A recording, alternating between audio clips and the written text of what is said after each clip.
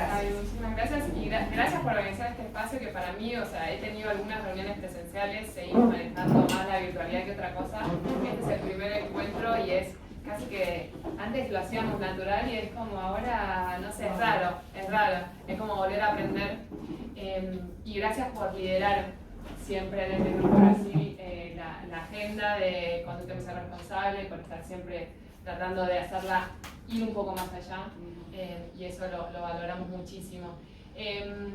Yo sé que, bueno, el Grupo Brasil viene hablando de conducta empresarial responsable hace mucho, no sé ustedes quiénes ya el término lo manejan. No. Se puede hablar, se puede hablar. Esto es un conversatorio. Sí. Bueno, tienen más o menos idea de lo que saben. Bueno, yo voy igual pasando y por ahí entonces les voy a hacer preguntas. No. Antes que nada, bueno, mi nombre es Mariana Wally, estoy en la oficina de la Alta Comisionada de Naciones Unidas para los Derechos Humanos y implementamos este proyecto que es de conducta empresarial responsable para América Latina y el Caribe junto con OCDE y con OIT. O sea que ahí las tres organizaciones desde ACNUD, el Alto Comisionado, OCDE y UNICEF tratamos de implementar esta agenda que tiene tres documentos madre o pilares, que es la declaración tripartita de la OIT, las directrices de la OCDE para empresas multinacionales, pero se llama para empresas multinacionales, pero para todas las empresas, y los principios rectores de empresas y derechos humanos. Tienen todas un núcleo común, por eso los trabajamos en conjunto, tienen sus especificidades, pero lo que van a ver acá está reflejado en las tres, así que yo me voy a focalizar en este último, los principios rectores. Los principios rectores, ¿los escucharon nombrar? No. Bueno, pero les va a sonar mucho de la agenda de conducta empresarial responsable, está acá, porque la agenda de conducta empresarial responsable toma los principios rectores como un pilar. Así que si podemos pasar a la siguiente.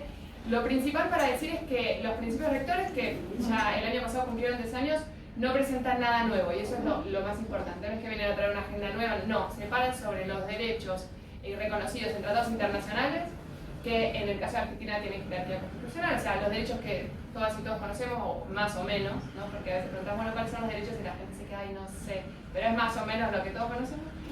Sobre esos derechos, los principios rectores vienen a decirle vienen a interpelar a la empresa, vienen a echar luz sobre qué implica sostener el cumplimiento de esos derechos para las actividades empresariales. Y también le vienen a decir al Estado cómo debe manejarse en la luz de esas actividades empresariales y qué obligaciones tiene, sobre todo, a la luz de esas, en el marco de los derechos humanos, que ya son vinculantes para los Estados los derechos, ¿no? Garantizar los derechos humanos. Entonces, están obviamente alineados con los objetivos de desarrollo sostenible y se sabe, está claramente probado que no se pueden cumplir los objetivos de desarrollo sostenible sin empresas que respeten los derechos humanos. Entonces, este es el punto de partida. Y el principio básico es el de no hacer daño, ¿no? O sea, tiene un enfoque preventivo todo los principios rectores, la conducta empresarial responsable.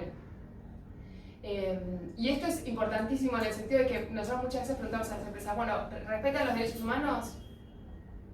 ¿Ustedes, sus empresas? Sí, obvio. ¿Cómo lo saben? ¿Y cómo lo saben? Porque somos humanos. No, bueno, lo intuyen, lo que creen, esperan.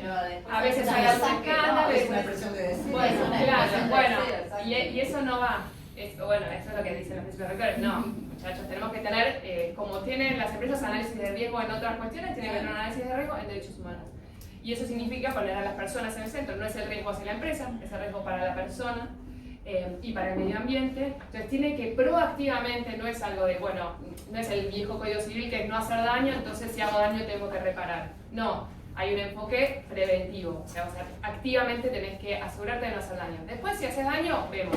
Pero antes tenés que tomar acciones para que eso no suceda. Si querés pasamos.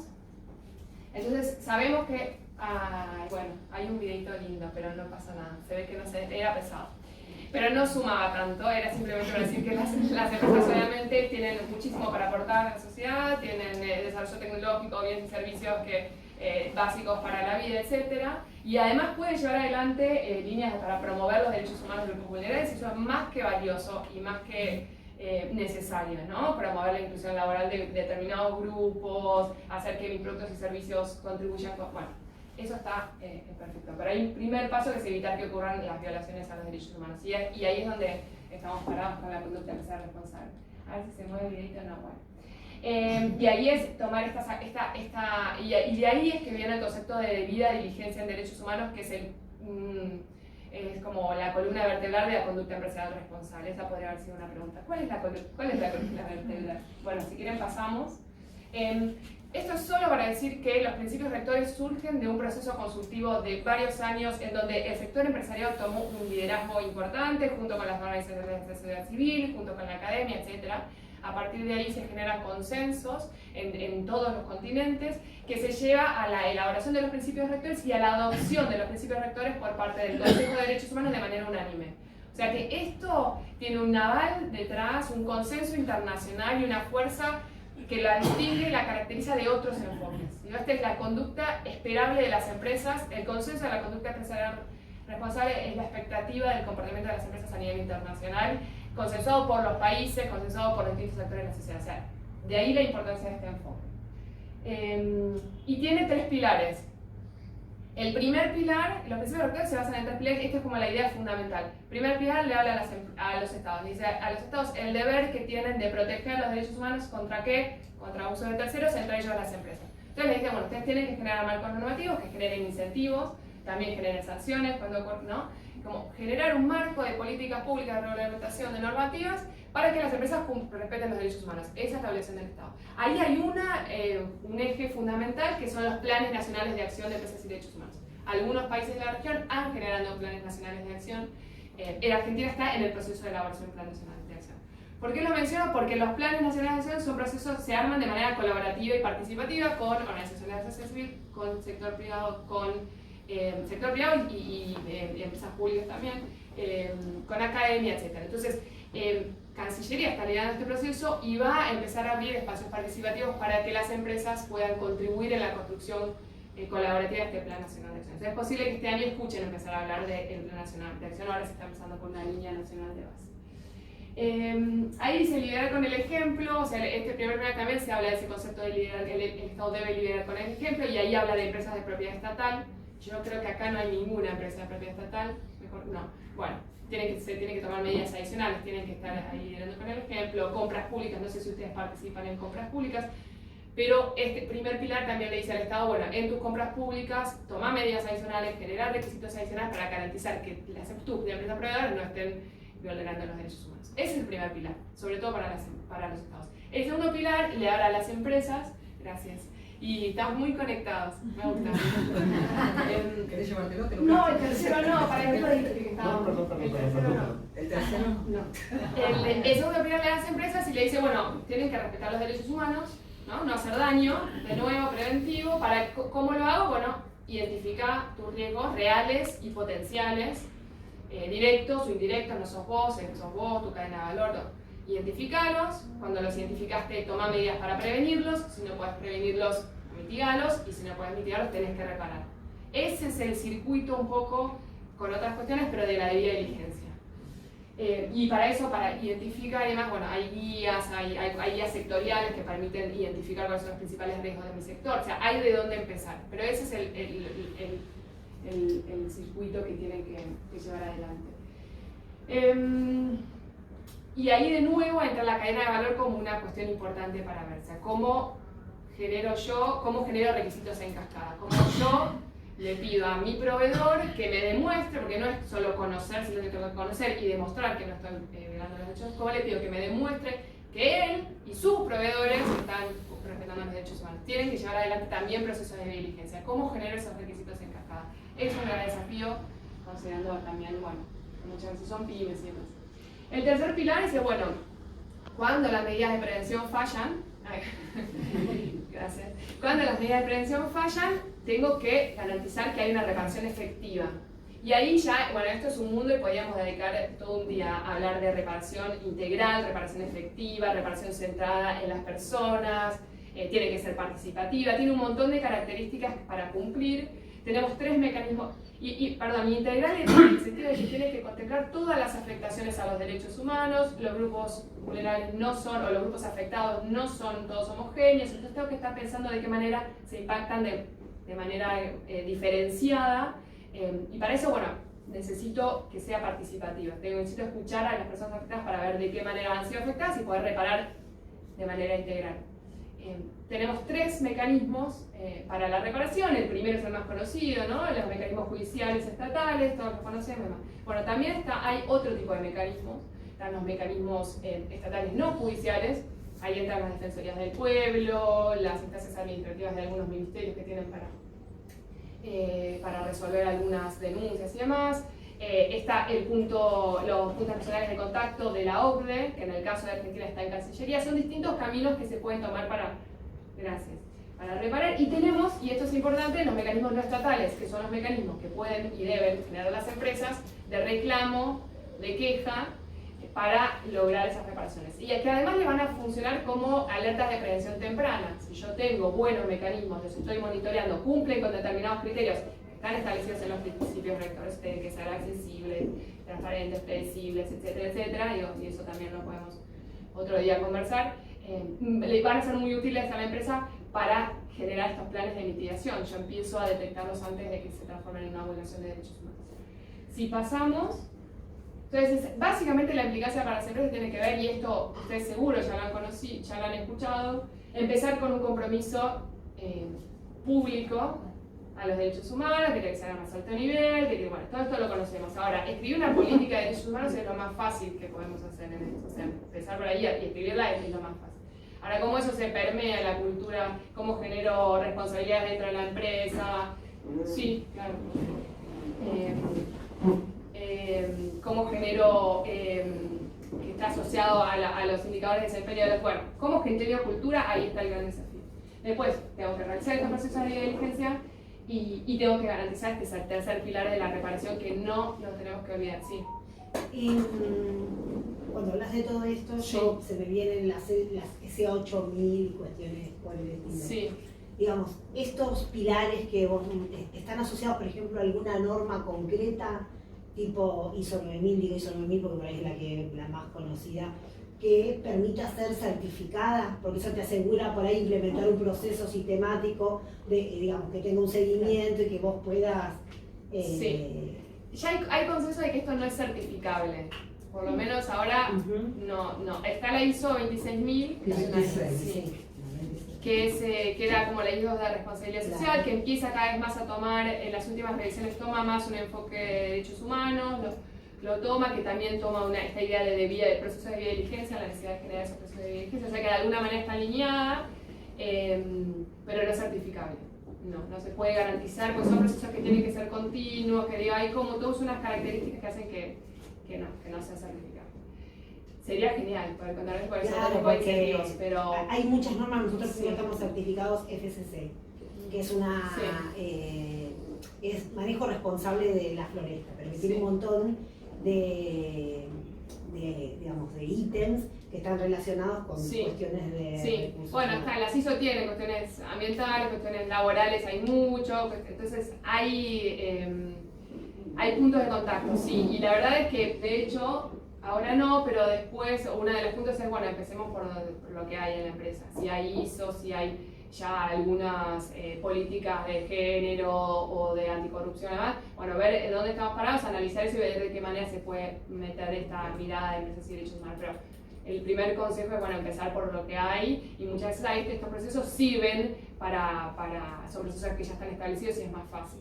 Y ahí en eso se puede empezar a meterla, y muchas tienen de hecho matrices de análisis de riesgo, entonces es, bueno, metamos la mirada desde la empresa pero hacia la persona, no al revés, no es el riesgo. Yo te quería preguntar, claro. ¿existe con respecto a la identificación de los riesgos? Porque muchas veces las empresas dicen, sí, nosotros cumplimos con los derechos humanos, pero es difícil identificar los riesgos, o no los tienen en una... Sí, hay distintas matrices, hay matrices, hay herramientas para identificación de riesgo, hay algunas de la OCDE tiene herramientas sectoriales para el sector financiero, para el sector textil, para agro, para finanzas ya dije, y me falta agro y minería hay mucho, esos están estandarizados, después hay otras herramientas como más Pacto Global Chile tiene una herramienta muy buena de análisis de riesgo también, hay guías para conocer los derechos humanos con una mirada empresarial, te ponen el ejemplo de los derechos humanos y de qué manera pueden estar siendo vulnerados. Que también, y ahí tenés un abanico inmenso, no están solo los derechos económicos, sociales y culturales que son los más como conocidos, sino también los civiles y políticos también, la empresa también puede tener ahí responsabilidad, bueno, pero sí, por ahí si tenés alguna pregunta específica o por ahí tu sector o algo, podemos ver si hay algo específico para encontrar eso. Si pasamos, esto lo voy a pasar porque, no sé... como les decía, lo voy a pasarlo. Anda pasando porque es como, era una especie de ejercicio de diálogo, pero no estamos dialogando, así que... Sí, Marian, de todas maneras, vos... Vos pinchame de atrás. El candelito de los 5 minutos. En realidad ya está recontra pasada, Marian. No. ¿Sí? Son 11 bueno, menos 4. Pará, eso déjame. No, esto sí. No, lo que digo es, ¿este material vos lo podés pasar? Sí. ¿Lo podemos distribuir? Sí. Ok. Bueno. Con eso. Ya me callo. Pero es muy interesante el Y es que diálogo. todo es maravilloso. Bueno, gracias. Era introductorio. Bueno, perdón. Este es el proceso de la debida diligencia. Identificar y evaluar, y empezamos con la política y integrar el sistema de gestión, pero el segundo paso, que no necesariamente tiene que ser así, pero se sugiere que sea así, identificar y evaluar los impactos. Ahí necesito que sea participativo, necesito estar hablando con los grupos potencialmente afectados, y es algo que a las empresas les cuesta mucho. A todo el proceso tiene que ser participativo, hay que perderle el miedo a esa participación porque son instancias para generar espacios de confianza que van a alimentar. Si yo hago una identificación de riesgos, la empresa mirándose a sí misma, y lo más probable es que me falten cosas, entonces no me sirve. Y la idea de esto es que sea preventivo, entonces necesito que sea lo más completo posible. Tengo que generar planes para cesar, prevenir y mitigar. Ahí voy a priorizar los riesgos en función de la gravedad, y ahí las herramientas también te dirán criterios: la gravedad, la irreparabilidad de algunos daños, la probabilidad de ocurrencia, etc. Hay herramientas para hacerlo. Monitorear, comunicar, y reparar como esta cuestión fundamental. Si querés pasamos a... Quiero hacer una acotación. A nosotros nos llevó 5 semanas de curso esto. Así que esta mujer está haciendo un esfuerzo sobrehumano. Sí, acabo de 5 saltear. semanas me llevó certificar en derechos humanos. Esa PDF que pasé más rápido, esa diapositiva que es maravillosa. Igual, con permiso de Mariana, vamos a distribuirlo, así que todos Sí. Esto que decíamos, empezar por las políticas y los procesos existentes. La alta experiencia como aliado no es solo me avala que yo lleve este proyecto adelante, pues necesito que el resto de las áreas se involucre, entonces necesito crear como un espacio de diálogo inicial, de sensibilización verdadera, y que ellos lo tomen también, o ellas lo tomen como propio. Esto que decía el análisis contexto, hay análisis previos de algunos sectores y demás, entonces puede ser el punto de partida.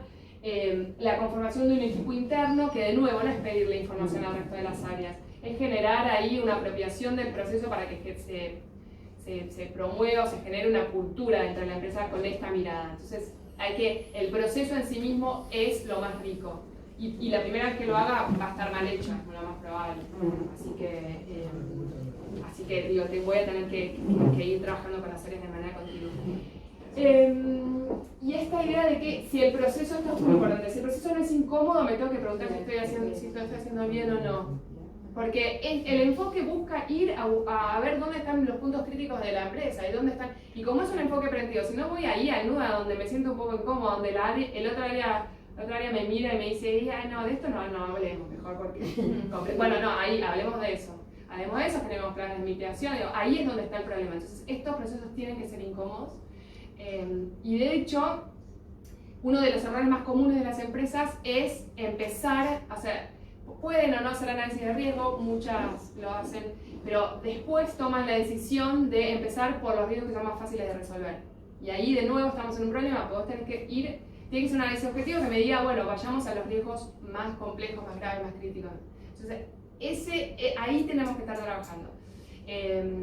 Entonces, yo puedo decidir trabajar en género, puedo decidir trabajar en discapacidad, puedo decidir, pero todo eso tiene que salir de algún enfoque, o no puedo estar olvidándome que, bueno, tengo una planta que está contaminando, no. Entonces, veamos el panorama completo de la empresa y pensemos ahí a ver por dónde empezamos. Si querés pasamos para que... Bueno, y esto solo, con esto cierro, Gaby. Muy bien. Sí. Solo para decirles que esto es parte de lo que se llama soft law, o sea, no... todos tenemos la responsabilidad y el deber de respetar los derechos humanos, eso no es soft law, eso no es voluntario, no. Ahora, llevar adelante procesos de debida diligencia, bueno, sí, ¿cómo me garantizo de respetar? Es ahí, cada uno puede tomar su camino, se recomiendan los procesos de debida diligencia. Ahora, esos procesos de debida diligencia cada vez más están apareciendo y hay una tendencia hacia una obligatoriedad, sobre todo en países europeos. Alemania, Francia, Noruega ya tienen leyes de debida, el Reino Unido más específico, pero tienen leyes de debida diligencia obligatoria. Y ya está en proceso, ya se elaboró una directriz de la Unión Europea en general, que todavía tiene que ser aprobada en distintas instancias, pero ya tuvo una primera aprobación, que también es de debida diligencia obligatoria para determinadas empresas grandes, que después es progresivo, entonces cada vez va alcanzando más empresas. Pero, ¿qué significa? Perdón, estoy... No, está bien. Igual que vos relajás, porque si no salís filmada. ¿Qué significa esto? Le habla a las empresas europeas, pero también a sus cadenas de valor, entonces, o a las empresas que comercializan en el mercado europeo. Entonces, cualquier empresa acá que forma parte de la cadena de valor de una de esas empresas, por muy pyme que sea, o que está comercializando con el mercado, les afecta este tipo de normativas. O sea que ya hay una tendencia cada vez más. ¿Por qué? Porque ya hay mucha evidencia que muestra que con medidas voluntarias únicamente no alcanza. Entonces se está avanzando hacia la legalidad, entonces esto es lo que se viene, la debida diligencia obligatoria. ¿En qué se diferencia de otros enfoques? Bueno, la de debida diligencia es uno de los pilares fundamentales, este enfoque preventivo no puede ser otro. Tenemos que garantizar estos mecanismos de reparación y que funcionen con determinados criterios de eficacia, que están establecidos y demás. Y cambian esta idea de, bueno, si estamos hablando de derechos humanos tenemos que hablar de rendición de cuentas, o sea, respetar los derechos humanos no es opcional, es obligatorio.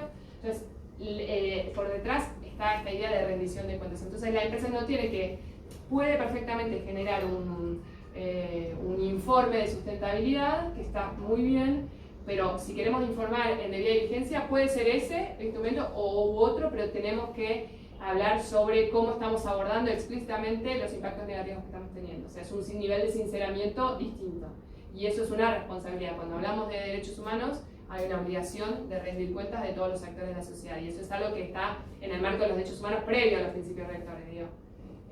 Hablamos de, bueno, eso ya es de qué hablamos cuando hablamos de enfoque de derechos humanos, que ya da para otra charla, Gaby. Vamos Entonces, a hacer una completa con vos. Listo, ya está. Creo que estoy, sí, estoy. Sí. Tu apellido es muy difícil para que yo lo pronuncie. Lo digo yo solita. Entonces, el aire es tuyo, igual la conocemos a Dana, hay varios que han estado en las capacitaciones virtuales. Estábamos en otro tema junto con Gaby, que es la integración cultural Brasil-Argentina, pero como consultores o como consultora, Dana específicamente, está en toda la parte de discapacidad, y lo digo bien claro porque hoy me dijo discapacidad. No, porque ahora te voy a explicar. Discapacidad, que yo siempre tenía Lo que no este se miedo dice es semántico, ¿no? discapacitado. El aire es tuyo, la firmamos a Dana. Bueno, gracias Gaby, Por favor. una vez más por estar acá. Bueno, la idea hoy, voy a tratar de hablar rápido. Hoy la idea es presentarles un poco de qué se trata esto, hablar de las personas con discapacidad, de la inclusión de personas con discapacidad y qué está pasando en las empresas. Hablar de la discapacidad es dentro de la diversidad de todos los colectivos, género, etc. Quizás discapacidad es el que menos se habla o al que más miedo le tenemos, ¿no? Y esto tiene mucho que ver con que hemos tenido poco contacto con las personas con discapacidad. No eran visibles hasta hace muy poco, no había personas con discapacidad en los trabajos, no había, en las escuelas tampoco, muchas familias las tenían guardadas, y no les hablo del siglo pasado, sino de hace poco. Bueno, entonces ni siquiera nosotros sabíamos lo que ellos pueden dar, y ni siquiera ellos mismos sabían lo que ellos pueden dar, cuáles son sus talentos. Ahora, el tema es que no es que sean pocos. No sé si alguno tiene idea cuántas personas hay con discapacidad en el mundo. Hay alrededor de 1.000 millones de personas con discapacidad. Esto es en el mundo. Los datos de personas con discapacidad, por otro lado, al haber estado como guardados durante tanto tiempo, mucha gente y muchas familias no decían que tenían personas con discapacidad en su hogar. Entonces los censos no existían. Entonces en todos los países, incluso en los países del primer mundo, lo que se llama, las cifras no son exactas, pero se estima que alrededor de 1.000 millones hay en el mundo. Eso es un 15% de la población. Y en Argentina, bueno, según el último censo, que es esta cifra, 3,5 millones, pero también se estima que deben ser 4 o más. Esto quiere decir que 1 de cada 7 personas en el mundo, no solamente en Argentina, es una persona con discapacidad. Quiere decir que acá tendría que haber 2 personas con discapacidad, en la escuela, en el trabajo. Y si yo les pregunto a ustedes, ¿cuántas personas con discapacidad conocieron en sus vidas? Quizás con una mano ya llega. Y sobra. De esas, esta cifra del 70% no trabaja también en el mundo. Es estimado también, ¿no? Pero más o menos un 70% de personas con discapacidad no trabajan, no consiguen empleo, buscan y no consiguen. Está cambiando, vamos a ver ahora que está cambiando, pero las cifras se mantienen y la pandemia lo empeoró. La realidad es que la pandemia lo empeoró.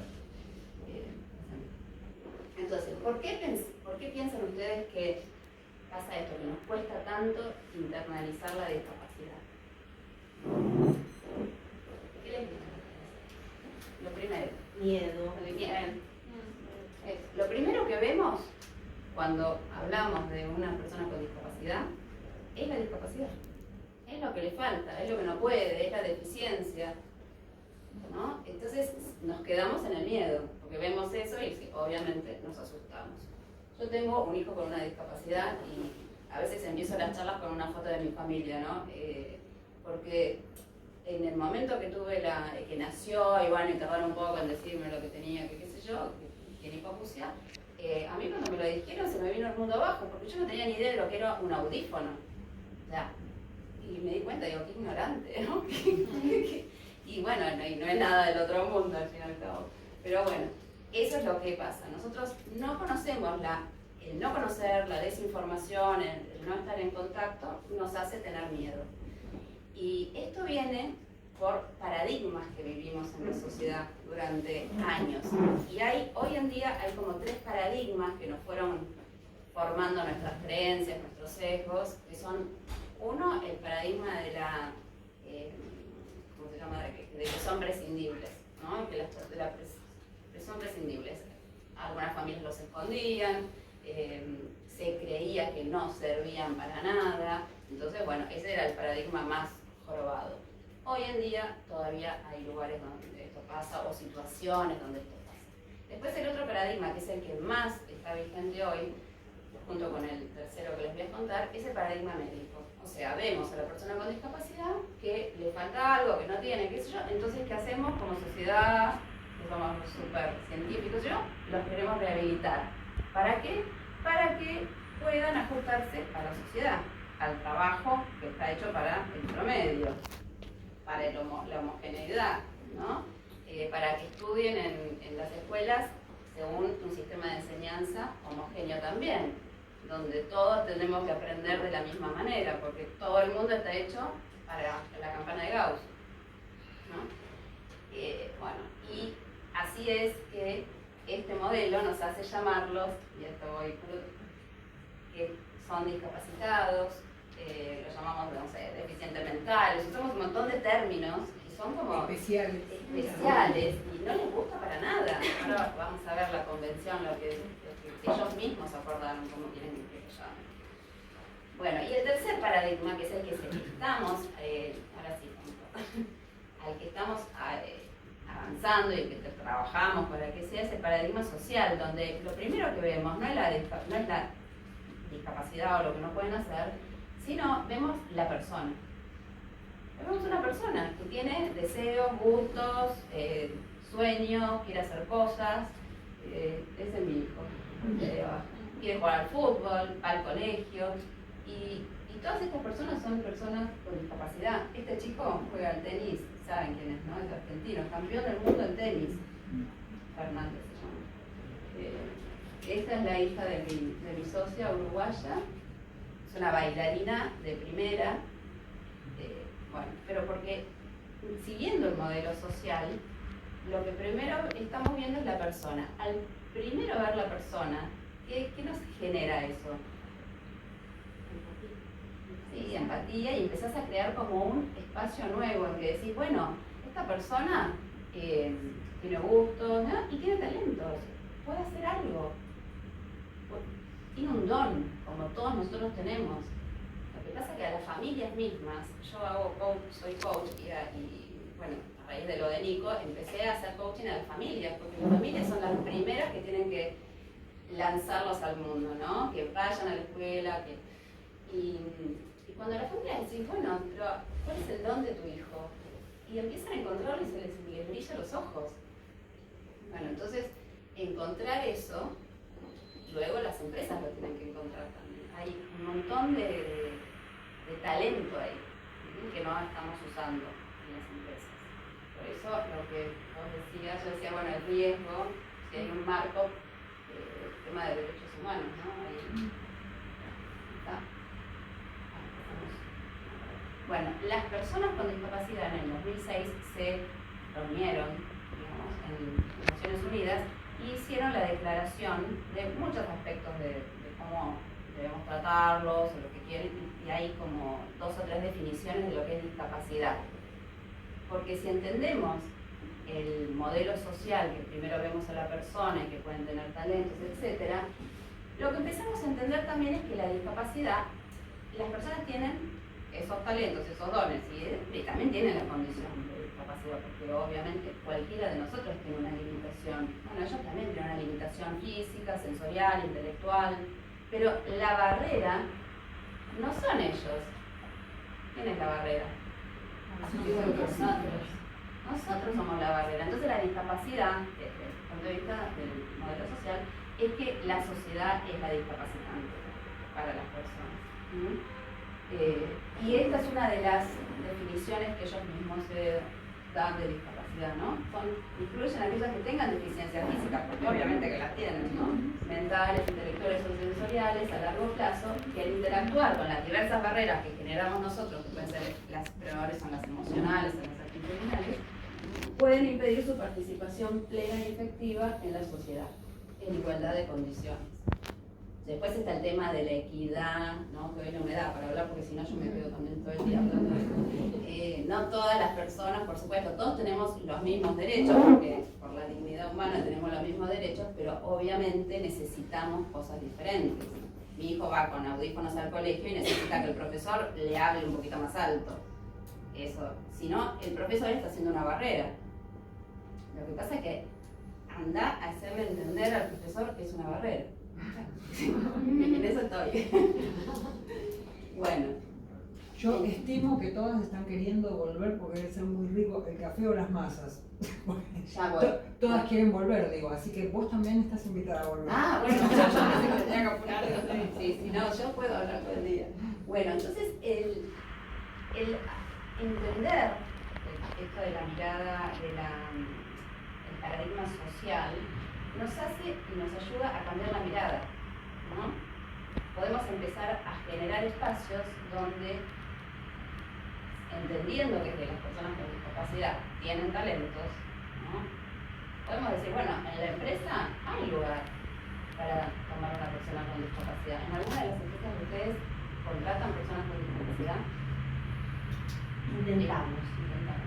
Con honestidad, el año pasado nosotros empezamos hace como 2 años con un proyecto que se llama Plural, que tiene diferentes ejes, entre los cuales está la gran dificultad que tenemos es que por lo general las personas con discapacidad tienen menor acceso a la educación. Exacto. Tienen mayores problemas, digamos, en gran mayoría, no todos, pero son de familias muy humildes, no tienen los tratamientos adecuados. Entonces, por eso la no tiene buena inserción... prensa la discapacidad. la inserción, nuestra meta era presentar en cada terna una persona con discapacidad. Igual busca porque hay. No claudicamos, Es más, estoy esperando que termines para pedirte tu pero así no guiar. El año pasado hicimos un curso con Mercedes, con mi socia, y otra chica más, que trabaja, ella es la pata de recursos humanos, digamos, nuestra. Y un restaurante acá nos llamó porque quería incluir personas con discapacidad. Y bueno, buscamos y conseguimos chicos que, aparte hay un montón de gente que estudia, que personas con discapacidad. Pero publicamos y en las búsquedas lo no ponemos, van, pero no van, porque las familias los tienen guardados, porque les da miedo, pero hay que seguir, porque está bien, no tienen la capacidad, digamos, académica, quizás, la formación académica, algunos, ¿no? Pero lo que tienen, que es lo de que yo digo de cambiar la mirada, es que empecemos a ver que cómo llegaron esas personas a donde están. ¿Saben por todo lo que pasan? La cantidad de terapias que tienen que hacer, el esfuerzo, los rechazos que tienen, todo eso los hace más fuertes, mucha más resiliencia, muchas más habilidades blandas. Vamos en 5 minutos. En 3 en realidad. ¿Vieron todas las habilidades blandas que hoy? Porque tengo cola. Las tienen porque tuvieron que desarrollarlas sí o sí, con paciencia, sí, de golpe, perseverancia, y tienen mucha más empatía también, porque ellos la vivieron en carne propia. Entonces, por lo menos empezar a ver ese lado. Después la información la podés tener, la pueden hacer, la empresa lo puede ayudar, hay un montón de formas, ¿no? Tienen las empresas que ya lo hacen, porque hay un montón de empresas que ya están tratando, todas tienen buenos resultados a la larga porque se genera ese trabajo en equipo mucho más creativo, porque las personas con discapacidad tienen la forma de ver el mundo diferente, tienen otras maneras de resolver los problemas, las cosas, otra creatividad. Entonces ya estamos pasando con el que me mate. Bueno, y estos son un montón de beneficios que ya se tienen como investigados a nivel mundial, ¿no? No solamente de Argentina, porque Argentina está un poquito atrasada en esto, porque nosotros tenemos por ley la obligación solamente de las empresas públicas de contratar la cuota, pero las privadas no tienen. En algún se estaba evaluando la posibilidad, no sé, pero pronto de que iban a empezar a ponerle como un mínimo o algo así. Sí, En Brasil lo tienen. En Brasil sí, por eso. En Brasil lo tienen, en Uruguay lo tienen y está funcionando. Por supuesto, esto es un camino, es un proceso, cada compañía está en un momento diferente. Accenture está súper avanzada en el tema, súper avanzada, y hay otros que están recién empezando, pero lo bueno es empezar. Es dar el primer paso. Si querés pasar por yo me ve que esta es la última. Lo importante es dar el primer paso y después ir aprendiendo. Miren, yo siempre digo, a incluir se aprende. No es que con ser buenitos lo vamos a hacer. Hay que aprender. Las familias tenemos que aprender, los hermanos tienen que aprender, las escuelas, los clubes, todos como sociedad tenemos que aprender a incluir. Así que bueno, esa es Gaby, un placer, me encanta estar acá como conversando. Yo no voy con presentación porque no, la verdad que me gusta el cara a cara, el poder conversar y un poco esto, Diagonal, no sé si alguno alguna vez escuchó. ¡Ay, qué lindo! ¡Qué lindo! Vamos, después de 20 años, antes preguntamos, no, Diagonal, ¿qué es de La Plata? Como que bueno, generaban un montón de... nos pasa. Pero bueno, hace más de 20 años que trabajamos en Diagonal con la temática de personas más 45. ¿Por qué más 45? Porque si bien todavía sigue sucediendo, la mayoría de las búsquedas laborales siempre dicen hasta 30, 35 años, ¿no? De las búsquedas en general. Entonces empezamos a poner foco en las personas más 45 porque eran las que quedaban excluidas del sistema laboral. Esto hace 20 años, como decía recién Gaby, recién el año pasado, casi por decir después de la pandemia, si podemos decir después de la pandemia, esta temática empezó a tomar más vigencia, las empresas la llevan en la agenda y esto nos beneficia también porque la expectativa de vida es más amplia. Hoy una persona con todos los avances tecnológicos y de salud y demás, la expectativa hoy se fue a 80 y pico de años y seguramente a medida que avancemos eso se va a ir prolongando más. Entonces, como yo siempre digo, hoy alguien de 60, 65 que debería, entre comillas, jubilarse, está en su mejor ciclo vital con 20 años más de vida, ¿no? No sé si hay alguien hoy con esa edad, pero digo, no es la persona de 60 que tal vez veíamos antes, hace unos años, ya no es el de 60 que ya no está para hacer más nada, que no tiene energía, todo lo contrario, alguien de 60 tiene una vitalidad desde la producción, desde lo laboral. Hay gente que obviamente necesita y quiere seguir trabajando, pero esto que se repetía en todas las conversaciones, ¿no? En todas las dinámicas, el talento. Nosotros hablamos, el talento no tiene edad, el talento no tiene, hablando de discapacidad, y esto es lo que nosotros trabajamos mucho con las empresas, ¿no? Las empresas lo que generalmente dicen, crisis de talento, salimos a hacer búsquedas laborales, no hay gente formada, no hay jóvenes formados, no encuentran, sobre todo el rubro tecnológico, una de las cosas que siempre dicen, no hay, los que hay, obviamente trabajan para afuera, lógicamente, ¿no? Entonces, como estas cuestiones, entonces, ¿por qué no mirar a lo que sí hay, ¿no? Como vos decías, ¿no? Siempre vemos lo que falta. ¿Y por qué no miramos lo que sí hay, ¿no? Todos, como decía Dana, todos tenemos talentos distintos, diversos, ni mejor ni peor. El tema es cuando como persona yo me centro solamente en, en este caso, en Diagonal lo que trabajamos es la edad, más 45. ¿Cuáles son las creencias? ¿Cuáles son los paradigmas? ¿No? Los sesgos, ¿no? Porque todo esto siempre, y no, alguien de 50 no va a querer tener un jefe de 30 o de 35. Alguien de 50, 55 me va a pedir un honorario mucho más alto, y yo como empresa también no lo puedo pagar. Alguien de 50 ya tiene, no tiene formación tecnológica, por ejemplo. Alguien de 50 ya tiene las mañas ya como arraigadas, no sé si tenga algo que piensen, ¿no? Pero uno generalmente, y obviamente en una cuestión cultural, que nosotros de nuestra cultura también hay un foco en la juventud, ¿no? Yo siempre digo, todos los ciclos vitales son importantes para el desarrollo del ser humano, ninguno es mejor que el otro, pero yo siempre invito, dentro del equipo de Diagonal, yo también discrimino, a ver, tampoco es que vengo a hablar de diversidad, no, pero esto si se observan, cuando hablamos la típica que a veces nos preguntan las mujeres, ¿no? Ay, ¿cuántos años tenés? ¿No? Y uno dice, ay, pero no pareces, ¿no? Como si eso fuese, no, hay una cuestión que también me parece, para hacer un cambio primero tenemos que reconocer que estamos discriminando, porque si no es como que voy a cambiar si estoy haciendo todo bien. Entonces, empezar por uno, el otro día escuchaba, para hacer un cambio tenemos que ser parte de la solución, no tirarlo ni al Estado, ni a la empresa, no siempre, a veces tiramos todo hacia el afuera, el otro. Hay que empezar por casa, no hay otra forma de cambiar lo que querramos cambiar, siempre desde nuestro lugar. Y en Diagonal justamente trabajamos mucho con las empresas, acompañando todo lo que es cómo gestionar la diversidad generacional, porque creemos que un equipo diverso es un equipo que tiene mucho para aportar, productividad, innovación, mejores soluciones. La gente está, no sé si, me imagino en sus empresas trabajarán con hoy conviven 4 generaciones, ¿no?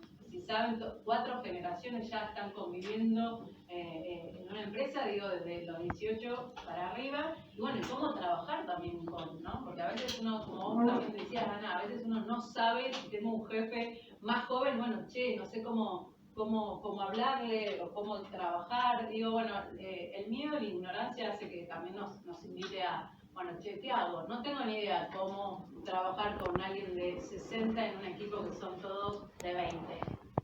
Pero tengo la intención de cambiarlo. Nosotros trabajamos con varias empresas, Accenture la tenemos acá para mí, Accenture es un modelo, la verdad que es un modelo porque realmente, esto es nuestra experiencia, ¿no? Pero por traer un ejemplo, ¿no? También estamos trabajando mucho con Quilmes. Quilmes tiene también, ellos mismos se dieron cuenta que el promedio de edad de su gente, si llega a los 30, es mucho. Entonces ellos empiezan a preguntarse, ¿cómo hacemos para tomar gente más 45? Entonces, digo, hay un montón de cambios. Nosotros desde Diagonal acompañamos a las empresas, las sensibilizamos, vemos cómo pueden trabajar mismo con los más 45, que de vuelta focalizar en el talento, sus capacidades, sus habilidades, su conocimiento, ¿no? De vuelta, hay algo que todavía como sociedad nos falta, ¿no? Cambiar ese chip, digo, de, bueno, pero al final, ¿qué estoy contratando? ¿No? Talento. Si es hombre, si es mujer, si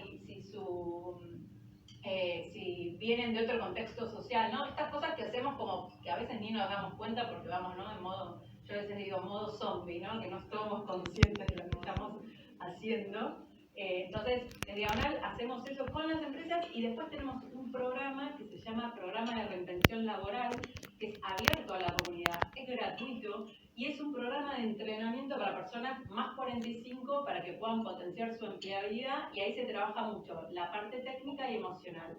Técnica, armar el currículum, el perfil, cómo generar tu perfil en LinkedIn, cómo es el nuevo mundo laboral, porque ya no es el mundo que era antes del 2020, esto no, del mundo híbrido, de que ahora la gente elige también su propio bienestar en el trabajo. O sea, no sé si escucharon, seguro que sí, la gran renuncia, ¿no? Esto que se escuchó mucho sobre todo en Estados Unidos, ya mucha gente ya no se banca, ¿no? Por decirlo de alguna forma, estar en un trabajo o lo tratan mal, no solo hablar de salario, ¿no? Desde lo económico también se habla de salario emocional, ¿no? Bueno, yo quiero que me traten bien, quiero tener las condiciones dignas. Entonces, este programa de reinvención laboral es abierto, ahora con la virtualidad, antes lo hacíamos presencial, ahora es virtual, es abierto a todo el mundo, más 45, y también se trabaja de lo emocional, porque las personas también, obviamente todas, estamos impactadas por nuestras emociones. Hay mucha gente que viene muy frustrada a Diagonal diciendo, yo hace 1 año, hace 2 años que estoy buscando trabajo, ni siquiera me responden la búsqueda, ni siquiera me responden cuando postulo una búsqueda, ya no sirvo para nada, el sistema ya me excluyó. O sea, es fuerte escuchar a una persona, a cualquiera, más allá de la edad, que te diga no sirvo para nada. A mí me parece muy fuerte, ¿no? Porque todos tenemos algo todavía. Si estamos acá, yo siempre digo, si estamos todavía en la tierra, siempre algo para aportar tenemos. Y este programa es gratuito y cada vez más lo que estamos haciendo con las empresas son lo que llamamos nosotros programas de empleabilidad. El año pasado arrancamos con Practia, que es una empresa que hace tecnología, soluciones tecnológicas.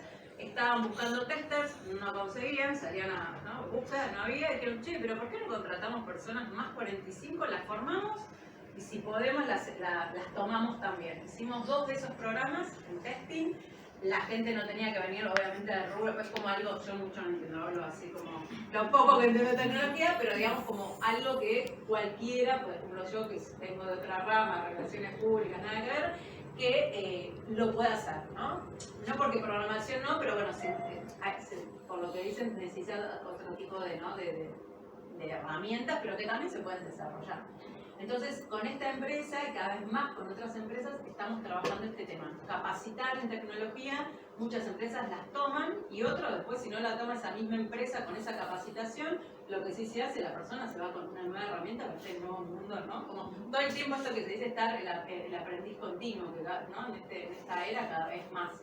Y otra cosa que empezamos a hacer que tiene muy buen resultado es lo que llamamos el programa de retiro laboral, ¿no? La gente que ya, muchas empresas o ya las están acompañando por la edad sobre todo, bueno, hay rubros donde ya a los 50, el rubro bancario, a los 50 y pico, a muchos los invitan, hacen el retiro voluntario, digamos, pero también, ¿no? Mucha gente no se ve más allá del... Estamos hablando de generaciones, digo, porque tal vez, yo tengo 45, por ejemplo, pero digo, hay generaciones que tal vez escuchan esto, ay, pero esto es como raro, pero la generación, lo que se llama baby boomers o mis papás, la idea siempre fue, arranco en una empresa y me morí en la empresa y me dieron el reloj de que terminé en la empresa. Bueno, salvo el estado de alguna que otra que ahí, no hay muchas más que tengan ese recorrido laboral.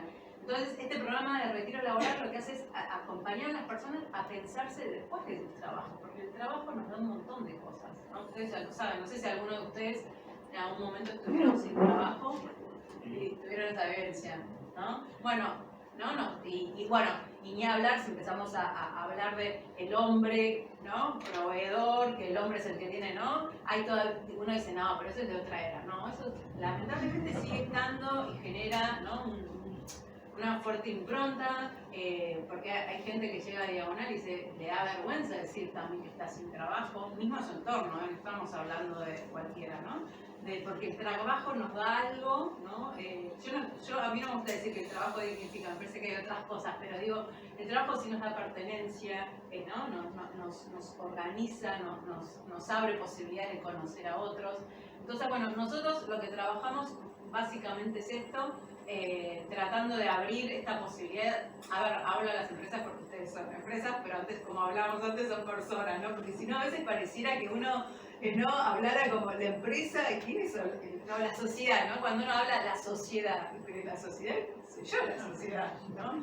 Pareciera que uno hablara en un abstracto. Entonces, invitarlos a ustedes, primero, como hablaban al principio, a mirar cómo está funcionando la empresa. Che, nosotros en el equipo tenemos, la última vez que tomamos, los últimos tiempos o meses que tomamos gente, ¿qué edad tenían? Eran más 45, estamos tomando gente por talento, por capacidad, por habilidad, o bueno, en esto, vamos en modo zombie, y bueno, no, me acuerdo que en una época le preguntamos a las consultoras por qué ponían lo del límite. Hey, no sé, para hacer un filtro, para no recibir tantos currículum. Y vos hoy decís, ¿no? Como esta cosa que, cuántas cosas hacemos, ¿no? En automático, sin preguntarnos, sin cuestionarnos, porque nos viene, ¿no? Y bueno, hay que hacerlo. Traigo que seguro tal vez lo vieron, ¿no? Un hecho una chica, no sé si lo vieron, yo no veo nada de tele, pero justo ayer lo vi, de una chica azafata, que me parecía espectacular, una chica azafata que se postuló. No sé qué edad tenía, no importa, pero lo que decía que esta cadena, esta aerolínea que era Emirates, la chica le dijo que tenía que bajar de peso. Y una chica joven, ¿no? Ya lo tuiteó, obviamente se viralizó y bueno, empezó. Imagínense cuando se viraliza, están todos los comentarios de los haters y también de la gente que acompaña. Pero yo la escuchaba a ella y decía, yo si fuese empresa la retomaría. Porque tenía una convicción, ella estaba cuestionando algo que para muchas personas era, no, pero tiene que ser así, tiene que ser modelos, por ejemplo, para ser azafata.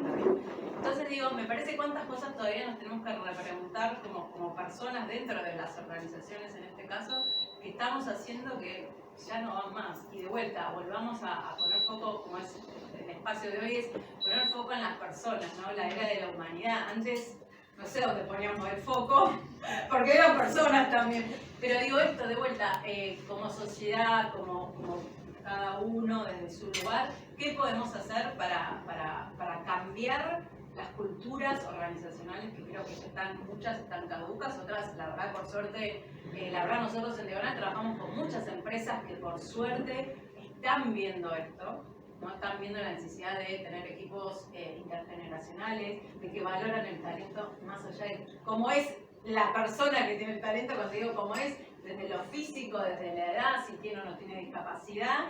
Y bueno, me parece que eso es lo importante. Así que un poco la invitación es a eso, a pensarnos, a repensarnos, a cuestionarnos y a no andar, yo siempre digo, en modo zombie, sino bueno, ¿qué estoy haciendo y qué puedo cambiar ahora? Ni a futuro ni mañana. Así que ya terminé, te grité. Sí, porque la tengo. Muchas gracias por la presentación, buenos días a todos y a todas, creo que algunos nos conocemos. Hoy actualmente estoy a cargo de la Secretaría para la Igualdad de Género en el Gobierno de la Ciudad de Buenos Aires, una secretaría que, vale aclarar, es una secretaría transversal. Nosotros no tenemos ni ministerio ni secretaría de cara a la gestión, sino que creemos que la política de género tiene que ser transversal a toda la política pública, en este caso de la Ciudad de Buenos Aires. Entonces, tenemos una estructura especial, dependemos directamente del jefe de gobierno, estamos por encima, le doy mucho cuidado para no tener egos, de todos los ministerios y las secretarías que tiene la ciudad, y nos toca la función de esta curaduría permanente y la integración y la simplificación de todas las políticas con perspectiva de género que tiene cada ministerio. Salud, educación, desarrollo económico. Recién fue una mujer que yo estaba entrando y vi los autos de la comisaría y ya me dice, yo no pensé que los autos. estamos tratando de reactivar la ciudad de Buenos Aires. Ay, sí, por favor, Esto que nos tenía que ver saquen con los género, autos no de sé la por qué. puerta, por Sí, sí, favor, sí, nos sí, peleamos sí, todos sí. los días. No, recién mandado, pero digo, a ver, creo que los que trabajamos durante tantos años en la ciudad de Buenos Aires, hoy justo el presidente Macri lo recordaba en el gabinete, 18 años en la ciudad, hay una fuerte vocación, digo, para los que nos interesa la administración pública. En mi caso vine del sector privado y todavía sigo vinculada principalmente con el sector agroindustrial. En mi otra vida, en Nación, fui secretaria de Comercio Exterior de la Nación y secretaria de Mercados Agroindustriales. Y ahí ya me meto un poco en las cuestiones de género, porque me ha tocado siempre en lo personal de formar parte de mesas chicas de decisión, en donde prácticamente era la única mujer. No puedo ni siquiera decir que éramos pocas mujeres, era prácticamente la única mujer. En el Ministerio de Agricultura, 4 secretarios, y en mi caso la única secretaria. Y después en el Ministerio de Producción, con Dante Sica, también como secretaria de Comercio Exterior. Bueno, fue la primera vez que asumió una mujer en ese rol. Y el género siempre acompañándolo desde cada lugar. Creo que acá, ya metiéndonos en la temática, digo, las mujeres, si no trabajamos en red, esta no es una agenda que lleve nombre y apellido. Si creemos que como mujer este tema lo hice yo, digo, no nos lleva a ningún lado. Me parece que es un trabajo que se empuja en red, principalmente entre mujeres y principalmente con hombres. La política de género que impulsamos hoy en la ciudad de Buenos Aires va de la mano de los varones, va de la mano de las mujeres. Siempre uso el mismo ejemplo, que es la mesa tiene que ser redonda y más grande. No es que nosotros tenemos que entrar a los codazos y sacar a los varones de la mesa. No, la mesa tiene que ser más grande, pero necesitamos los varones para esta igualdad y para estas brechas que están tan pronunciadas en la ciudad, en la nación, en Latinoamérica mucho y obviamente a nivel global. Algunos países evolucionando mucho más rápido, vieron esta agenda hace tiempo, no se la funcionaron tanto, desembarcó en Latinoamérica y hoy todavía en Argentina, no sé si ya vieron una encuesta que salió en La Nación, que la gente tiene un fuerte rechazo a la agenda de género, no solamente la apoya el 14% de los encuestados. Eso significa que tenemos que impulsar una agenda que no sea partidaria, ni ideológica, ni extremista, ni que excluya a los varones como los verdaderos culpables de la situación de las mujeres. Claramente entendemos que hay paradigmas culturales, algunos innatos en las personas, tanto en los hombres como en las mujeres, las que somos más 40, yo todavía no estoy pisando el 45, así que no me incluyen en más 45 todavía, pero digo, incluye también esa deconstrucción mental y cultural de que hay cosas que solamente lo pueden hacer los varones. Entonces, en esa transformación es la que trabajamos desde la ciudad de Buenos Aires, una transformación silenciosa, permanente, en detalles, en cuestiones que ya no podemos dejar pasar desde ningún ministerio. Ningún ministerio hoy puede, el Ministerio de Salud, el Ministerio de Educación, el Ministerio de Desarrollo Económico, Transporte, Seguridad. Fíjense que todos los ministerios que tiene la ciudad de Buenos Aires, no hay ninguna temática que excluya a las mujeres, a la seguridad física de las mujeres, al desarrollo económico de las mujeres, a la educación de las mujeres, con el objetivo de igualar derechos y oportunidades. Y en ese sentido, nosotros desde la Secretaría, somos una secretaría muy pequeña, somos apenas 15 personas, me acompaña Mariana Calcaño, que es directora de una de las 2 direcciones que tengo a cargo. Desde esa secretaría lo que hacemos es promover una permanente inserción de la mirada del impacto que tiene la decisión política que se toma, la decisión pública que se toma frente a las mujeres y por consecuencia ni más ni menos frente a los hijos, frente a la familia, ¿no? Cuando establecemos un programa educativo, bueno, ¿qué está pasando? ¿Por qué las mujeres tenemos, a medida que va pasando el tiempo, una escasa formación en la educación financiera? ¿Por qué esas decisiones no pasaban antes por las mujeres y únicamente por los hombres dentro del seno familiar? Bueno, en vez de quedarnos en ese pensamiento o debate que nos podría llevar días, automáticamente trabajamos con la ministra de Educación. No sé si vieron, hace muy poco ya se incluyó educación financiera desde primer grado, ya que los chicos y las chicas empiecen a jugar entendiendo el valor de la plata, cómo se cuida, cómo se ahorra, cómo se invierte, digo, desde lo más lúdico hasta, obviamente, lo más técnico ya a nivel secundario. Eso fue una iniciativa de la Secretaría para la Igualdad de Género, entiendo que estamos capacitando una cantidad inmensa de mujeres, más 30, más 25, más 40 en educación financiera, que no saben invertir, que no saben hacer con la plata. A veces me dicen, decía Lidia de HBC o Silvia de la Ciencia, tenemos tantas herramientas para las mujeres para que inviertan dentro del banco, pero no las conocen o no las entienden. Entonces, ahí capacitando fuertemente a todas las mujeres de la ciudad, pero mientras tanto viendo que el problema no está solamente, está en las genes y está en la educación.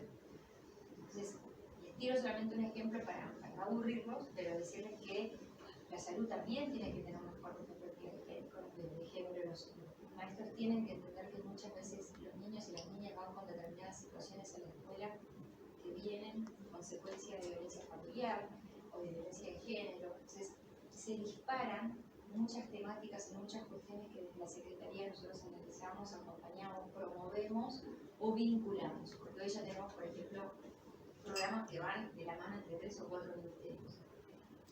Y también entendiendo, tengo una introducción, Mariana pensaba, Mariana Marmara, yo no la busco nunca, pero digo, pensando también en que más que nunca tenemos que ver esta realidad social y económica que nos atraviesa a nivel nacional, y la ciudad es espejo de esa situación, teniendo en cuenta que hay un 50% de pobreza. Y la cantidad de barrios vulnerables que tiene la ciudad de Buenos Aires, nuestra política es integrarlos, ahora estamos por lanzar un programa muy relevante para que las empresas, promoviendo obviamente desde el punto de vista fiscal y positivo, para que las empresas ya se empiecen a instalar en esos barrios y empiecen a emplear más gente y más mujeres en esos espacios de la ciudad, y que también forman parte de todo el encadenamiento productivo, porque estamos seguros y seguras que cuando recorremos los barrios, que lo hacemos bastante seguido, vemos que hay un montón de mujeres y de hombres que son proveedores, que son emprendedores y que queremos que salgan de esa situación de emprendedurismo y pasen a ser proveedores de empresas. Todo ese encadenamiento es el que hacemos y siempre con una perspectiva de género. ¿Por qué? Porque las brechas están claramente marcadas. Yo creo que ustedes todos saben, desde el punto de vista salarial, desde el punto de vista de los espacios de decisión, desde el punto de vista de los sectores que mejores pagan son los donde menos participamos las mujeres. Entonces hay una fuerte responsabilidad que va de parte de todo un gabinete y no de un espacio, de un área o de un ministerio en particular. Después tiene que servir a convencer al resto de que género es importante. La mirada nuestra es exactamente opuesta. Acompañamos al jefe de gobierno y vamos viendo todo aquello que promueva una mayor inserción de las mujeres en el espacio de trabajo. Son 3 autonomías donde nos apoyamos, donde se apoyan 3 patas en nuestro caso, que es la autonomía económica, la autonomía en la toma de decisiones y la autonomía física. Hoy vamos a hablar un poco de la autonomía económica, pero sin dejar de lado la importancia que tiene para nosotros la autonomía en la toma de decisiones, es en serio el parecer, es promover una mayor participación de las mujeres en los espacios de decisión, en los espacios ya sea públicos o privados, para que haya cada vez más mujeres en los directorios y, bien, ahora ya empezó, y cada vez más mujeres también en el ámbito público. Hoy el gabinete ya tiene 37% de participación de mujeres, teniendo en cuenta que en 3 mujeres se concentra el 55% del presupuesto de la ciudad: desarrollo humano, educación y espacio público. Entonces, desde ese lugar es donde queremos incorporar a las mujeres, no tanto del cupo ni de la obligación, sino de que mostrar y visibilizar de que hay mujeres para todos los sectores y para todas las tomas de decisión. Y la autonomía física, que hoy la vamos a pasar quizás muy por encima, pero es un tema que a nosotras nos atiende permanentemente. Que una mujer pierda su vida por violencia de género en la ciudad de Buenos Aires o a nivel nacional, que es esa estadística, es un tema que obviamente ocupa, que también es un tema fuertemente cultural, y trabajamos varios ministerios para erradicar los femicidios que se dieron y que se multiplicaron por pandemia. Respecto a la autonomía económica, ahí ya en el 2018 la ciudad de Buenos Aires, yo todavía no estaba, pero en el 2018 hubo una muy buena iniciativa, en ese momento coordinada por Marisa Mialopoulos, que estaba Mariana también, y Fernando Trapase, de empezar a armar una agenda de incluir el sector privado con los temas de género. Y así nace la iniciativa público-privada con un grupo de empresas, en ese momento con 14 empresas, después con 34, empezamos a desembarcar nosotras con 42, con 60, con 67, ya estamos casi llegando a 70 empresas de la Ciudad de Buenos Aires que firman un acuerdo de compromiso con la Ciudad de Buenos Aires. La mesa también es redonda. Nosotros, si bien propusimos y disparamos el programa para la igualdad de género en el sector privado o en el mercado laboral, nosotros no somos ni más ni menos. Nosotros somos un actor más que tiene las mismas obligaciones y nos corre las mismas responsabilidades para cumplir los objetivos que tiene esta iniciativa. En términos generales, si quieren pasar a la próxima, trabaja y tiene un fuerte foco en achicar esas brechas, ¿no? Esas brechas justamente en la poca participación que tienen las mujeres en la toma de decisión, una brecha salarial que supera el 25%, en el sector privado ya es el 33%. O sea, estamos hablando de brechas que en algunos casos estamos hablando de mujeres que tienen las mismas funciones y responsabilidades que los hombres, costos jerárquicos y que cobran el 23% menos. Y después esa brecha también se dispara en otros casos porque toda la base más inferior de la empresa, más administrativa, más operativa, también está a cargo de mujeres. Entonces ahí nos bajan los salarios dentro de esas empresas. Esta brecha salarial nosotros la medimos de manera confidencial. Nosotros no tenemos acceso. Ustedes, algunos de ustedes quieren entrar a esta iniciativa, de hecho los invitamos. La información y la grilla salarial no pasa por el gobierno nacional. Nosotros firmamos un convenio con Pricewaterhouse donde ellos toman esa información a cada una de las empresas de manera confidencial y una vez al año nos expiden el promedio de brecha salarial. Siempre estará en sorpresa con todas las empresas cuando ven la brecha. No, pues, no, pues, está bien, esto nos escucha a nosotros, pero ustedes tomaron nuestra grilla. Sí. O sea, sigue habiendo todavía muchas cuestiones invisibilizadas que salarialmente nos da una brecha por encima del 30% en el sector privado. En el sector público no digo que hagamos las cosas mejor, no se puede. Está todo estipulado por formación y redes, pero igualmente se desprenden brechas cuando ya vamos más al rango de asesores y consultores donde la brecha existe. Y obviamente promoviendo accesos a puestos de decisión. Decirles que no sé si yo me adelanto o no, pero digo, decirles que las empresas que forman parte de esta iniciativa son empresas muy grandes y también empresas pymes. Este círculo virtuoso que generamos es empresas que trabajamos durante todo el año con talleres, capacitaciones, formaciones, compartimos manuales internos de recursos humanos en lo que es capacitación no sexista, búsqueda de currículum ciego con énfasis por parte de las oportunidades laborales que se dan dentro del trabajo, protocolos de violencia laboral, que es uno de los que nos costó incorporar tanto en el gobierno nacional como también en las empresas. Y ya hoy lo tenemos incorporado en esta iniciativa, en donde compartimos toda esta metodología y la promovemos. Y todo lo que es campaña de comunicación y todo lo que es contratación, nos pasa que las empresas que recién mencionamos, que recién escuchábamos, Quilmes o L'Oreal, DHL, las grandes empresas que también en esta iniciativa cuando comparten las políticas internas es un deleite. Porque digo, van más rápido, tienen ideas innovadoras, tienen equipos muy grandes de responsabilidad social empresaria, bueno, entonces muchas empresas que son más chicas aprenden mucho de esas empresas, por eso es el círculo virtuoso que se puede dar a través de esta iniciativa de compartir información y capacitación, buenas experiencias y malas experiencias. Bueno, este es un punto importante, digo, ¿a cuánta gente queremos llegar? ¿A cuántas personas, a cuántas mujeres queremos llegar? ¿Cómo hacemos para medir las políticas públicas de género? Bueno, vamos viendo que a medida que se van sumando empresas, estamos llegando a miles de mujeres que están hoy en un banco, que están hoy en un supermercado, que están hoy en una farmacia, que están hoy en un gimnasio, en todos los sectores para los que estamos trabajando, y que de repente esas empresas firmaron compromisos para igualar oportunidades y derechos dentro del espacio de trabajo. Siguiente. Nosotros también acá hay una característica que les queremos mencionar, es que estos compromisos que asumimos a través de la iniciativa público-privada los creamos o los co-creamos con el sector privado. Esto no es una bajada del gobierno de la ciudad, esto no es una política que surge de un grupo de personas de la ciudad de Buenos Aires que hicimos para nosotros un centro de igualdad de género. No, es al revés. Nos sentamos con todas las empresas, con todos los gerentes de recursos humanos, hacemos reuniones también con los CEOs, con los directores, hablamos de igualdad de género y ahí creamos todos o validamos o renovamos los votos para que los compromisos se cumplan y se alcancen. Sería una manera muy soberbia de parte nuestra decirle al sector privado qué es lo que tiene que hacer o cuándo le tiene que pagar o cómo tiene que contratar a las mujeres, cuando en realidad es el principal empleador que queremos estimular y que queremos que crezca en la ciudad de Buenos Aires. No sé si hay alguna de esas. Los compromisos. Estos son los compromisos que creamos y que impulsamos.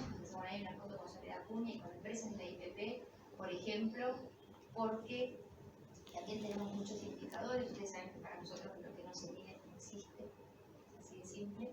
Y eso es una mirada que tenemos hace 20 años en la ciudad, que todo lo que es presupuesto de ciudad se mide con indicadores. Y acá hay una cuestión que también lo vinculamos con la igualdad de género y el Ministerio de Educación, la cantidad de mujeres jóvenes que hoy están desempleadas. Las tenemos identificadas, sabemos su edad, sabemos su contexto familiar, muchas chicas jóvenes, madres. Necesitamos incluirlas al mercado laboral y obviamente también a muchos jóvenes que también están excluidos. Y ahí fue cuando, por ejemplo, vinculamos a las prácticas profesionales que impulsa el Ministerio de Educación con las empresas de IPP para que tomen una cantidad de jóvenes estudiantes de quinto año, que se van a lanzar con todo y ya está funcionando muy bien, para que incorporen en el último año de secundaria a muchas chicas y a chicos que están estudiando y que no tienen noción de lo que les espera después. Queremos poner de moda el trabajo, lo mejor es que vengan a trabajar a las empresas y durante 6 meses hacer una práctica profesional. Les voy a dar un dato que, más que sorprenderlos, duele. Hoy más del 50% de los jóvenes en la ciudad no ven un futuro positivo y un gran porcentaje no está estimulado a seguir una carrera universitaria. Entonces, ahí es donde también tomamos una responsabilidad para que se inserten y vuelvan a entender que la importancia del trabajo, lo que recién ya mencionaba, coincido con vos, que más allá de dignificarnos, genera una interrelación, un aprendizaje. Bueno, sabemos que más que nunca también lo hagan los jóvenes, y es a través de este programa, y que también lo vinculamos con la igualdad de género, ¿no? O sea, necesitamos que muchas chicas también estén formando parte de esa iniciativa. Fíjense los compromisos que asumimos y que cumplimos y que intentamos todos los años ir mejorándolos: proceso de contratación neutra, mujeres capacitadas en negociación salarial. Si hay tanta brecha, igualmente también tenemos que capacitarnos las mujeres en esa negociación. Ahí Horacio se asustó un poco porque dije que no era una posición sindicalista, sino que trabajamos igualmente con las mujeres en los sindicatos, porque ahí también hay escasa participación y escasa representatividad por parte de las mujeres. Comunicación y publicidad inclusiva. Miren que acá yo hablo de mujeres, pero acá es una agenda de diversidad, también incluye a todas las comunidades más vulnerables, mujeres migrantes, personas con discapacidad. Bueno, todo esto también son compromisos que asumimos. Protocolos de actuación frente a situaciones de violencia de género. El siguiente, espacios de trabajos igualitarios, licencias familiares equitativas. No sé si saben, pero la Ciudad de Buenos Aires tiene ley ya en la cual, más que extender licencia a las mujeres, lo que nos parecía pertinente era extender licencias para varones, y hoy la Ciudad de Buenos Aires ya tiene esa ley implementada dentro del gobierno de la ciudad, y a veces hay mujeres que quieren o necesitan volver rápido al trabajo, entonces es importante que el papá quede al cuidado de los hijos. Entonces, esa extensión de licencias. ¿Cuánto es la licencia? Y pasamos a 45. Sí, 45 que la pueden compartir, la misma licencia la pueden extender y la pueden compartir. Lo que obviamente terminó pasando es que los varones no se las tomaban, entonces ahora se está trabajando también un poco en cultura organizacional, siempre, ¿no? Esto viene acompañado del proceso de cultura organizacional porque es como, no, tomándolo, claro. Y un poco también tiene que ver con dar el ejemplo, como, digamos, desde el sector público, para que el sector privado, digamos, se contagie en que esto es posible. Y que los resultados se van logrando muy bien. Después te paso bien la ley con los valores exactos. Y algo que tiene interesante esta ley es que no habla de papás y mamás, sino de progenitor, gestante y no gestante, y habla también del caso de la adopción. Entonces eso también extiende como un poco la perspectiva binaria de la mamá y del papá, ¿no? Esquemas flexibles de trabajo, yo creo que este es el punto que estamos trabajando mucho con el sector privado, que hacemos con la pandemia, que hacemos con el sistema híbrido, que hacemos, yo creo que se pasa los años, ya qué hacemos con esta disponibilidad física y con la gente que hoy muchas de esas personas se sienten más estructuradas y más seguras trabajando desde su casa. Con este sistema híbrido que estamos transitando todos, todavía estamos con un fuerte prejuicio de salud mental, porque todavía no sabemos dónde estamos a veces, qué queremos, si queremos el Zoom, si queremos vernos personalmente, si el tránsito, si no, bueno, un poco también cuidándonos de que estamos todavía transitando un efecto con pandemia en lo físico y lo mental bastante fuerte. Y el informe anual sobre brechas de género, acá diría que este es el gran punto, donde tenemos este informe que es el desglose que Price hace un mosaico de motivos y de situaciones donde no podemos escaparle a esa realidad. Tratamos de negarla y de repente nos da datos hasta que hay mujeres en el sector privado que más formación académica tienen, más que los hombres, y cobran menos en el mismo rango. O sea, es como si estudiar 2 maestrías no tiene sentido porque, bueno, pues, todo eso que se analiza a través de esta estadística, estas 70 empresas, que si bien son muy grandes y relevantes, no es la verdad absoluta, pero nos acerca y nos justifica estos datos que tiran los organismos internacionales, que uno los memoriza, pero dice, bueno, ¿será así? No, bueno, sí, nosotros lo podemos ver a través de este informe. Y además cada una de las empresas que participan del informe de brecha, que no es obligatorio, nosotros lo alentamos, pueden formar parte de la iniciativa sin brindar esa información. Entendemos que a las empresas les cuesta un poco brindar esa información aunque sea confidencial, pero si lo hacen, Price después les da a ustedes un informe detallado y privado de su empresa. A nosotros nos da el agregado, pero nosotros no sabemos exactamente cuál es la brecha de cada una de ustedes. Pero a ustedes les sirve. En general, siempre que les preguntamos, dicen, no, igual a mí me va bien porque yo no tengo brecha. Después cuando ven su número, dicen, ay, pero claro, pero ¿qué pasó? Entonces, bueno, esa es la idea. Y acá un poco para ir concluyendo, digo, tenemos socios estratégicos que nos acompañan de manera, no digo satelital, pero sí como dejamos el espacio de auditoría, en el sentido de que nos digan si estamos yendo bien con este programa. Aparece UNICEF capacitando en todo lo que es la política de cuidados a las empresas, o sea, ¿qué implica hoy la política de cuidados? Se diría que para el gobierno de la ciudad es el tema 2022, o sea, la sobrecarga de cuidados de las mujeres y toda esta infraestructura que la ciudad de Buenos Aires está creando, que pronto va a ser el sistema integral de cuidados que vamos a estar lanzando, que vamos a estar presentando a todas las mujeres como a los varones.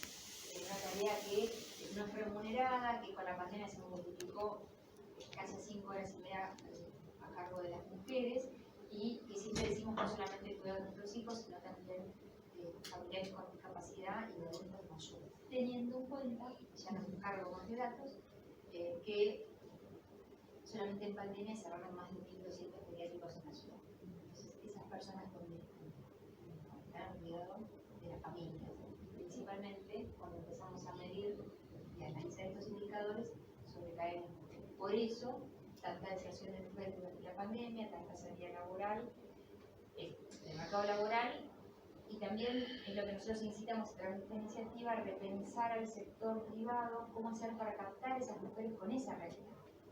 Muchas de ellas son hasta con título universitario. Y otras que no han terminado la secundaria. Bueno, ¿cómo hacemos para que terminen la secundaria, estudien una carrera, puedan trabajar y puedan cuidar sus hijos? Parece difícil, pero ahí está la responsabilidad del Estado. Antes era un tema tuyo, qué te pasaba vos dentro de tu casa y cómo te cuidabas vos con tus hijos. Y hoy nosotros vemos que esto es una responsabilidad donde el Estado tiene que acompañar, tiene que facilitar